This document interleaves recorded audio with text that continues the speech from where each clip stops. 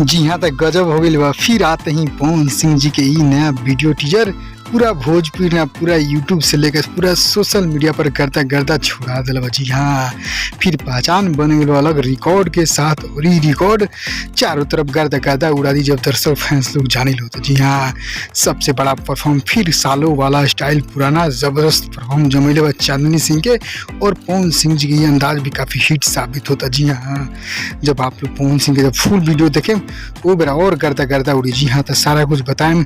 ये टीजर कहल जा फुल आ गए PRA फिल्म्स यूट्यूब चैनल पर और ये फुल वीडियो को भी रिपोर्ट आ चुकल उसी में मेंशन कल बटे क्योंकि फुल वीडियो कल ही। जी हाँ, कल ही 25 जून के सुबह 6:15 बजे आ रहा बा। जी हाँ, टीजर आप सब जाए देखी।